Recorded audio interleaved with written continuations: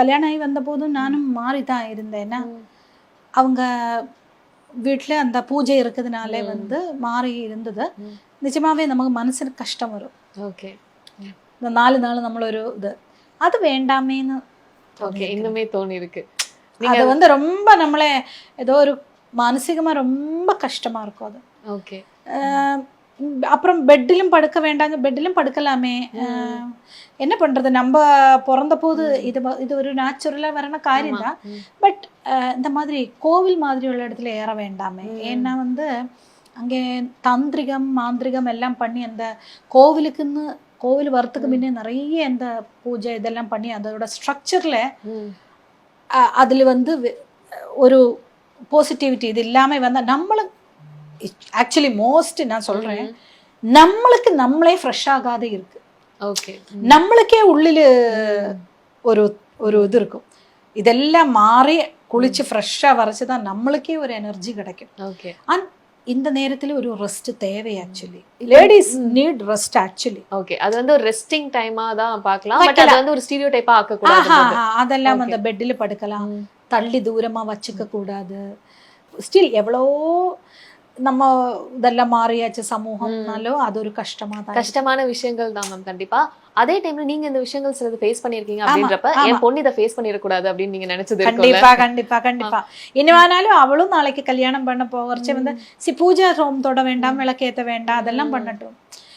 But நான் எப்பவுமே சொல்லும் சிவாங்கிட்டே, அந்த நேரத்தில் வந்து நல்ல புது ட்ரெஸ், ஒரு நல்ல ட்ரெஸ் போட்டுட்டு நல்ல ரீதியில நல்ல அலங்காரம் பண்ணி நல்ல கண்ணெல்லாம் எழுதி நல்ல இதெல்லாம் பண்ணி ஜாலியா இது பண்ணுங்க. அவ அப்படித்தான்.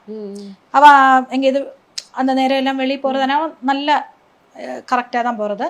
மேபி அந்த ஒரு ரெஸ்ட் 1-2 நாளைக்கு வேணும்னா ரெஸ்ட் இருக்கலாம். பட் நம்மளுக்கு ஒரு ஆர்டிஸ்டா இருக்கிறச்சே நம்ம வந்து அதோட ஊடி தான் ஃப்ரெஷ்ஷா இருக்க வேணும். ஜனங்களுக்கு தெரியாதே நமக்கு இந்த மாதிரி கஷ்டம் இருக்குன்னு. அவளும் வந்து அந்த டைம்ல வரது ரொம்ப சம்டைம்ஸ் குக்கு வித் கோமாளிலே போறச்சே எனர்ஜியே இல்லை. நான் சொல்லுவேன், உனக்கு இது மட்டும்தான் அது தெரியும், ரொம்ப எனர்ஜெட்டிக்காவே இது பண்ண, நிறைய சாப்பிட, பிரேக்கு கிடைக்கிறச்சே இல்லை. அவ சொல்லுவா, கூட ஒரு ஆள் போகும் ஹெல்ப்புக்கு, அந்த ஹாட் பேக் வச்சு கொடுத்துட்டே இருக்கும். அப்புறம் ஷூட்டிங் ஓகே சொல்றச்சே வந்து எனர்ஜியா பண்ணும். பாவம் அந்த மாதிரி எல்லாம் பண்ணிருக்கு. டல்லா இருக்கும். புரியுது. அது லேடிஸ்க்குள்ள ஒரு ப்ராப்ளம். அதனால எல்லாரையும் அந்த ஒரு விஷயத்துல லேடிஸை ரெஸ்பெக்ட் பண்ணுங்கோ, தள்ளி தூரே வைக்க கூடாது. ஒரு இது நீங்க வேணா தொட வேண்டாம், இது பண்ண வேண்டாம், எல்லாம் மீதி எல்லாம் அவங்க மாதிரியே நடக்கட்டுமே. சூப்பர். கண்டிப்பா அதான் கோவிலுக்கு போக வேண்டாம், அப்படி வேணா வச்சுக்கலாம்.